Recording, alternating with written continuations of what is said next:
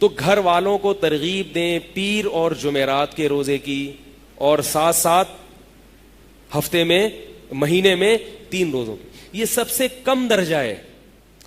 صحابہ کرام کا معاملہ تو بہت آگے تھا.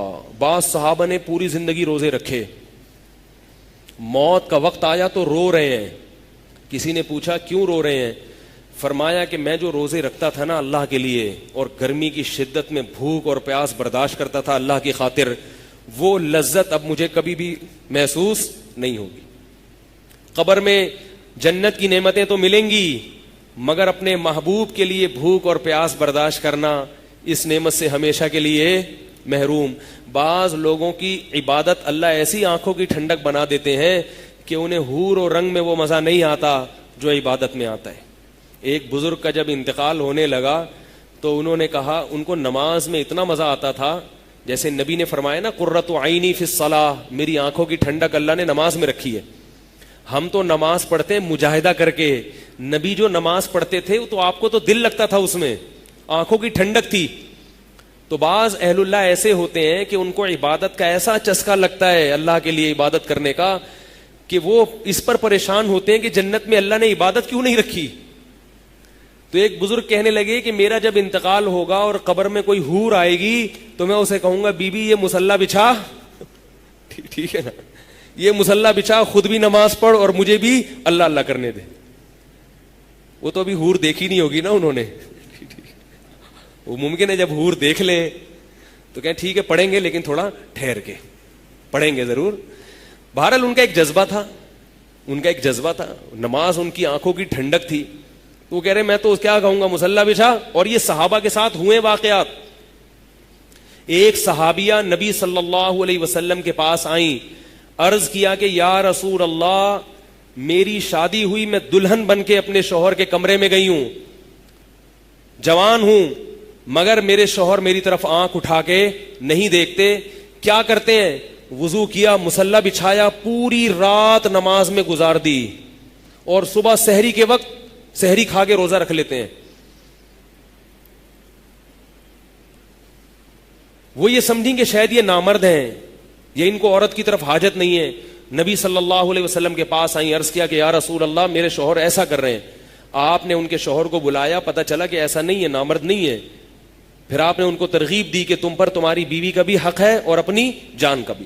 لیکن آپ صحابی کا جذبہ دیکھو، دلہن بیٹھی ہوئی ہے مگر مزہ کس میں آ رہا ہے؟ نماز میں مزہ آ رہا ہے، روزے میں مزہ آ رہا ہے. وہ تو اللہ کے نبی نے تنبیہ کی تو پھر بیوی کو وقت دینا شروع کیا.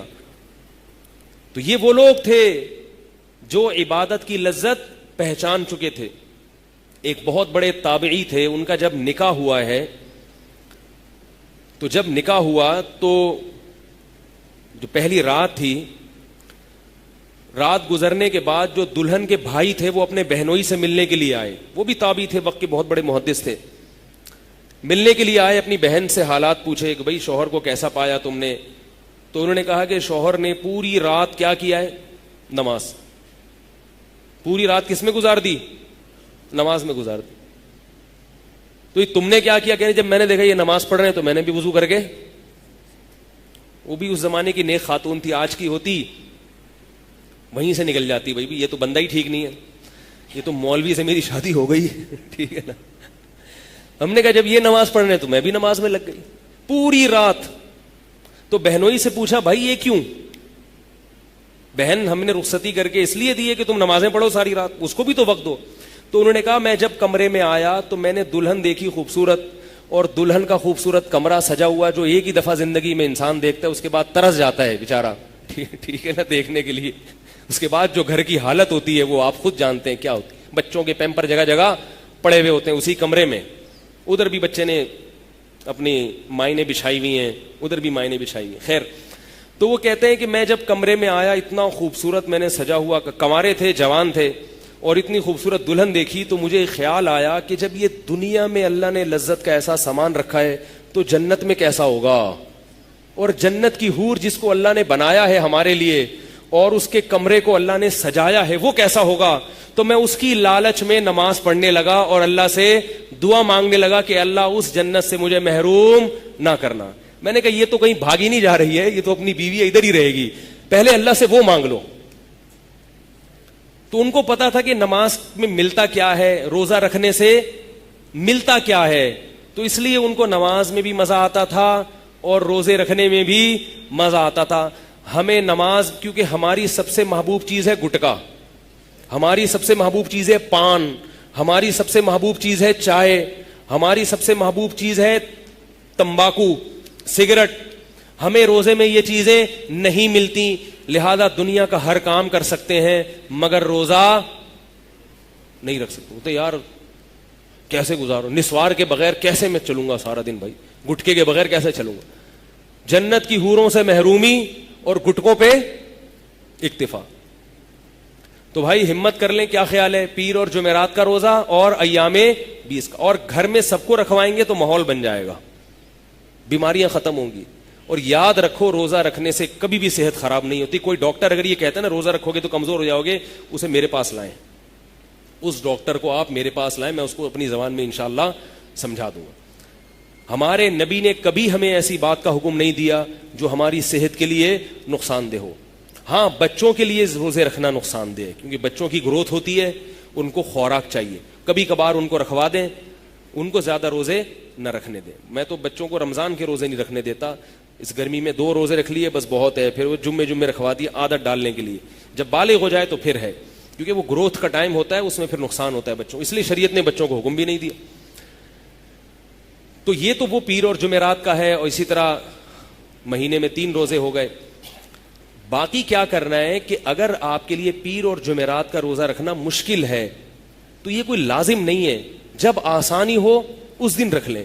ہفتے کو بھی بعض لوگ پیر جمعرات کو پکڑ کے بیٹھ جاتے ہیں, اب ان کو ہفتے کے دن مثال کے طور پر چھٹی ہوتی ہے آفس سے, اتوار کو چھٹی ہوتی ہے, روزہ رکھنا آسان ہے, لیکن وہ کہتے ہیں نہیں روزہ تو پیر کا سنت ہے, میں اتوار کو کیوں رکھوں. تو یہ بھی بدعت ہے. یہ سوچ کیا ہے, بدعت. ہمارے نبی صلی اللہ علیہ وسلم پیر جمعرات کا اہتمام کرتے, مگر عائشہ فرماتی ہیں کہ آپ صلی اللہ علیہ وسلم کا کوئی خاص دن نہیں تھا, بعض دفعہ روزے رکھنے پہ آتے تو رکھتے چلے جاتے, چھوڑنے پر آتے تو چھوڑتے چلے جاتے. تو کوئی مخصوص دن نہیں ہے. پیر اور جمعرات کی وجہ سے روزہ مستقل چھوڑ دینا یہ غلط ہے. آپ کو جب آسانی ہو جمعے کے دن خاص کر دینا روزے کو, یہ غلط ہے. لیکن اگر جمعے کو آسانی ہے, جمعے کو اس لیے روزہ رکھنا کہ ثواب زیادہ ملے گا, یہ غلط ہے. جمعے کو روزے کا اضافی ثواب نہیں ہے. اسی طرح جمعے کی رات کو عبادت کا اضافی ثواب نہیں ہے. نبی صلی اللہ علیہ وسلم نے فرمایا کہ جمعے کے دن کو روزے کے ساتھ خاص مت کرو اور جمعے کی رات کو عبادت کے ساتھ خاص مت کرو. لیکن اگر کسی کو جمعے کی رات کو عبادت میں سہولت ہے تو وہ عبادت کرے, اس پہ پابندی نہیں ہے. جیسے شب جمعہ میں تبلیغ والے جاتے ہیں تو ساری رات گزارنا ہے مسجد میں, تو اب وہ عبادت کر سکتے ہیں اور اس میں انشاءاللہ ان کو ثواب ملے گا. اور جمعے کے دن اگر کسی کو روزہ رکھنا آسان ہے, چھٹی ہوتی ہے اس دن یا اور کسی وجہ سے, تو وہ جمعے کا بھی رکھ سکتا ہے. تو پیر جمعرات کو رکھنا مشکل ہے تو جس دن چاہیں رکھ لیں. خلاصہ یہ کہ ہفتے میں کم از کم 2 روزے, بولو نا بھائی, رکھ لو, اور مہینے میں 3. اور شوال میں نبی صلی اللہ علیہ وسلم نے 6 روزوں کا حکم دیا. اس میں شاید یہ حکمت ہے کہ ویسے تو ہر مہینے 3 کا حکم دیا, مگر شوال میں 6 کا, اس لیے شاید اس میں یہ حکمت ہو کہ رمضان میں جو روزوں کی عادت پڑ چکی ہے وہ ایک دم سے چھوٹ نہ جائے, وہ تھوڑی سی عادت برقرار رہے, شاید یہ حکمت ہو. تو اس کا فائدہ یہ ہوگا کہ بہت سی برائیوں سے بچ جائیں گے, نفس پہ کنٹرول کرنے کی صلاحیت پیدا ہوگی. روزہ رکھ کے انسان بہت سے گناہوں سے بچتا ہے. اگر کوئی روزہ رکھ کے بھی گناہ کر رہا ہے تو یاد رکھو اگر روزہ نہ رکھتا تو یہ گناہ زیادہ کرتا. بعض لوگ کہتے ہیں کہ روزے سے کہاں گناہ چھوٹتے ہیں, لوگوں کے فون آتے ہیں کہ ہم نے تو روزہ رکھا پھر بھی ہم سے گناہ ہو گیا. تو میں ان سے کہتا ہوں اگر روزہ نہیں رکھتے نا تو یہ اور زیادہ ہوتا.